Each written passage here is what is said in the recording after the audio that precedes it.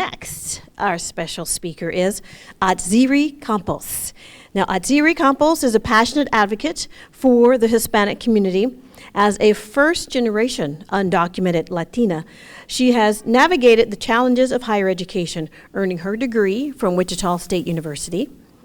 Now, she currently serves as the operations coordinator at the Kansas Hispanic Education and Development Foundation and is the founder of ICT Blessing Bags. Come on up, Atziri.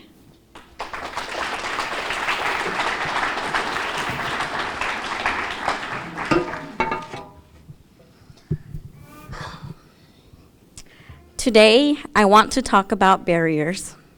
Not the physical ones we see, but the invisible walls that surround a person who lives undocumented in the United States. I was 3 years old when I was brought to this country. 3, an age when most children are still learning how to string together full sentences, and yet I somehow understood this place did not want me.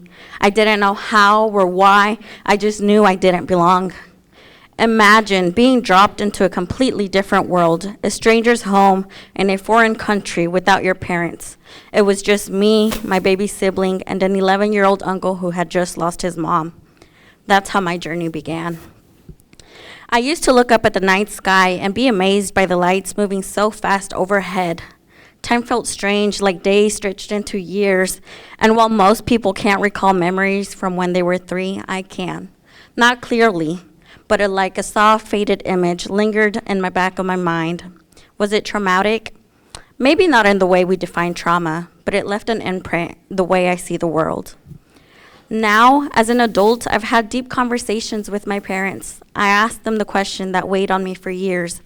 Why did you leave everything behind? Your parents, your dreams, your home. And the answer was simple yet profound. For us. For a chance at something better, for the possibility of a dream they weren't allowed to chase, but maybe, just maybe, their children could. What many people don't understand is that living undocumented is a daily act of survival. I was 5 years old when I carefully figured out where I would hide in case ICE came knocking. Every night, I'd run through the same mental scene, crawl along the floor, hide my sister in the dryer, and squeeze myself on top of the washer. I was 13 when I had to rewrite that plan, not for me anymore, but for my 3 younger siblings. And I was 18 when I carefully drafted a legal document outlining plans to take custody of my sisters in case my parents were to be deported. It wasn't just paperwork, it was a plan for survival written from a place of love and fear.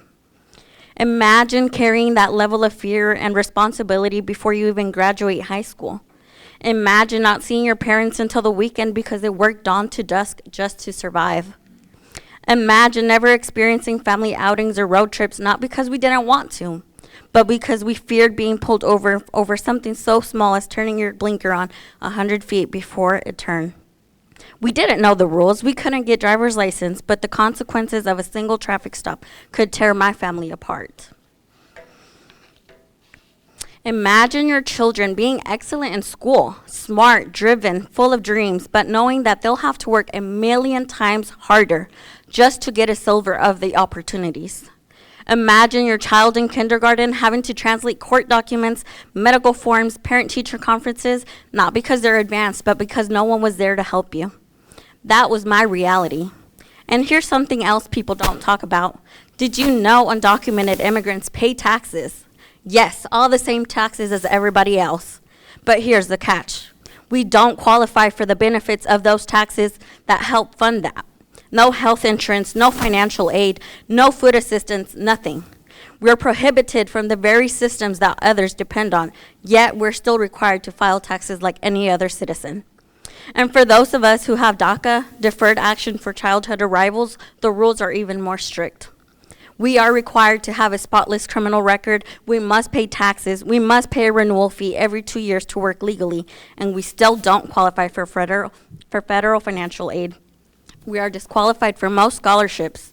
We carry the weight of a temporary promise renewed again and again and again, never guaranteed. But here's the truth. We keep going. My parents endured silent struggles so I could speak loudly. They carried fear on their back so I could walk through the doors they never could enter.